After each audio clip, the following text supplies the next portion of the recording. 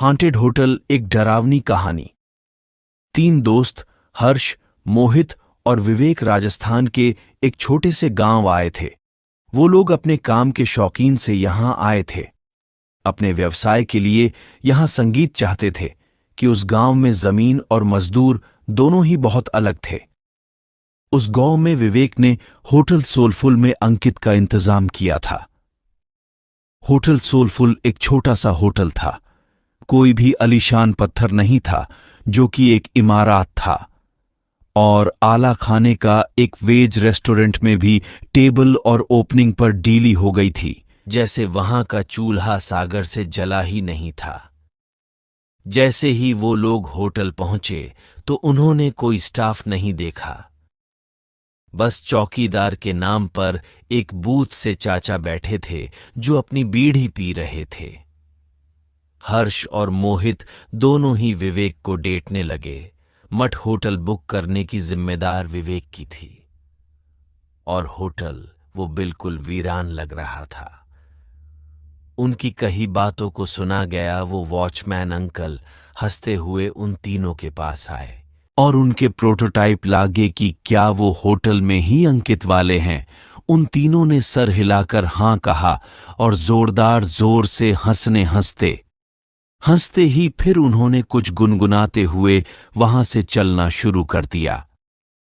उन तीनों ने वॉचमैन चाचा को पागल समझकर उनकी बातों पर ध्यान नहीं दिया। एक आदमी आया, एक लंबा सा घुटने वाला दादी वाला आदमी आया। उसने उन्हें कमरे की चाबी दे दी। लोग ऊपर अपने कमरे में गए। उन्होंने अपना सामान रखा और कुछ देर आराम करने लगे। हर्ष को अचानक प्यास लग गई और कमरे में पानी नहीं था।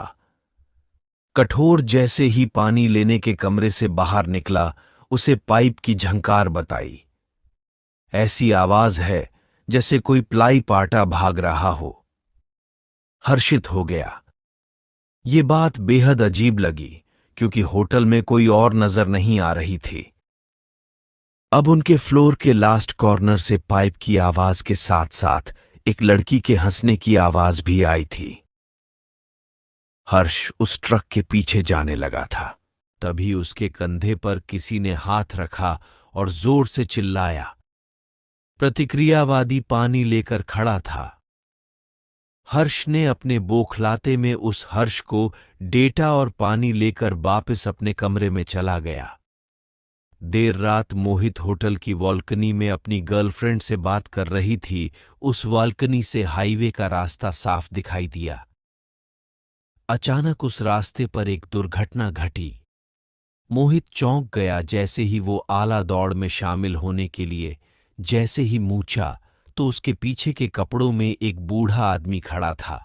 अगले दिन तीनों रोमानियाई की पार्श्व दृष्टि निकलेगी, लेकिन गाड़ी थोड़ी आगे ही शुरू हुई थी जब बंद हो गई साइड पर जाने के लिए कोई बस या सबरी भी नहीं थी।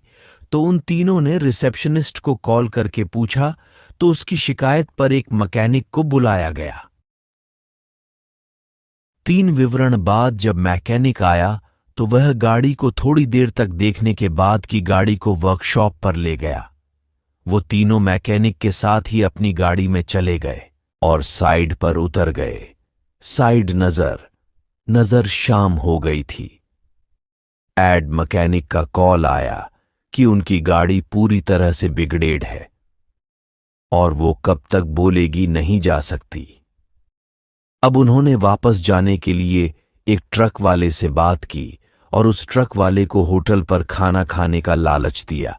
लेकिन जब उन्होंने उस ट्रक वाले के सामने होटल सोलफुल का नाम लिया तब वो ट्रक वाला बेहद घबरा गया। उस ट्रक वाले ने उन्हें बताया कि उस होटल में भूतों का बसेरा है। उन्होंने कहा कि होटल सोलफुल एक कब्रिस्तान के ऊपर बनाया गया था। यहां एक नहीं बल्कि 100 से भी ज्यादा भूत रहते हैं और इसलिए वहां कोई भी नहीं जाता। हर्ष और मोहित के साथ हुए अविश्वास ने उन्हें सलाहकार पर मजबूर तो किया। विवेक भूत प्रेत को ऐसी नींद में नहीं दिखाया। उन्होंने ये बात रफा दफा कर दी। और ट्रक ड्राइवर ने कहा कि वो उन्हें होटल से थोड़ी दूर ही उतार दे। बहुत सत्य के बाद वो ट्रक वाला चला गया और वो तीनों जैसे तैसे होटल पहुंचे। देर रात हॉलिडे थे और तीनों कमरे में आराम से कर रहे थे। विवेक भी लेटे लेटे अपने फोन से खींची हुई फोटो देख रहा था, लेकिन अचानक वो बैठ गया। ऐसा लग रहा था जैसे उसके होश उड़ गए। उनकी पोस्ट में उनके कमरे में ही बहुत सारे बच्चे दिखाई दे रहे थे। वो बच्चा शायद वो होटल में बसता बहुत ही थे। विवेक का पूरा शरीर ठंडा पड़ गया। उसने हर्ष और मोहित को जब शौर्य के बारे में बताया तो वो तीनों बहुत डर गए। वो उस होटल के डॉक्टर को आमंत्रित करते हुए नीचे आए, लेकिन उस आदमी का नामो निशान ही नहीं था। वहां उन्हें वो बूढ़ा चाचा बैठे मिले। उन्होंने ये सब उस चाचा को बताया तो उस चाचा ने हंसते हुए कहा कि जब वो होटल के अंदर आए थे तो 4 आत्माएं तो उनकी गाड़ी के ऊपर जगह हुई थी। उन्होंने बताया कि होटल सोलफुल में पिछले 20 साल से भूतों का बसेरा है। जब से होटल बनाया गया था तब से यहां के भूत होटल में आने वाले को वापस जाने नहीं दिया। किसी के क्रांतिकारी करा देते हैं तो किसी को आत्महत्या करने पर मजबूर कर देते हैं। फिर होटल की बालकनी की ओर इशारा करके वहां देखा, जहां कुर्ते में एक बूढ़ा आदमी खड़ा है। उस आदमी ने यहां होटल बनाने से मना किया था। ये जगह कब्रिस्तान की थी। लेकिन कुछ महीनों बाद होटल के सामने वाली रोड पर रिक्रूट से उस आदमी की मौत हो गई थी और फाइनल में उन्होंने बताया कि उनकी गाड़ी ठीक नहीं होने वाली है। वो गाड़ी अपने साथ कई साए ले गई थी। होटल में रहने वाले उन बच्चों की आत्माओं को वो गाड़ी पसंद आ गई थी और शायद इसीलिए वो तीनों अभी तक जिंदा भी थे। उस बूढ़े आदमी ने उन तीनों से अपनी जान बचाकर भागने को कहा। ये सब बातें सुनकर उन तीनों के पसीने छूट गए। उन्होंने फैसला किया कि वो तीनों अभी के अभी इस होटल से निकल जाएंगे। वो तीनों अपना सामान लेकर निकल ही रहे थे कि तभी उन्हें वो रिसेप्शनिस्ट मिला। वो तीनों उसे धक्का मार के वहां से तेजी से भागे। हाईवे पर आकर वो तीनों जा रही गाड़ियों से लिफ्ट मांगने लगे, लेकिन कोई गाड़ी रुकने का नाम ही नहीं ले रही थी। तभी वो रिसेप्शनिस्ट भागते हुए उनके पास आया और उनसे पूछा कि वो लोग भाग क्यों रहे थे। रिसेप्शनिस्ट उन्हें वापस होटल में वापस आने के लिए कहने लगा और अचानक से हवा के झोंके से उसका मफलर उड्डी गया और उन तीनों को उसके गले में फांसी के फंदे का निशान दिखाई दिया। उन तीनों के पैरों तले जमीन खिसक गई थी। वो समझ गए थे कि यहां सभी मर चुके हैं और कोई भी जिंदा नहीं है। तीनों डर के मारे हाईवे के रास्ते पर भागने लगे थे।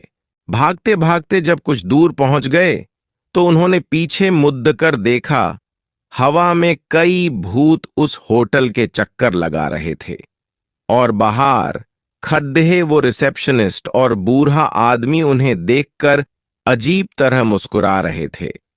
उस होटल के बारे में बात करने से वो तीनों आज भी घबराते हैं। उनकी जान तो बच गई थी, पर जिंदगी भर के लिए उनके मन में डर बैठ गया था। तो दोस्तों, यह थी कहानी हॉन्टेड होटल। कहानी आपको कैसी लगी कमेंट में जरूर बताएं। वीडियो को लाइक करें, चैनल को सब्सक्राइब करें। मिलते हैं एक और नई डरावनी कहानी के साथ।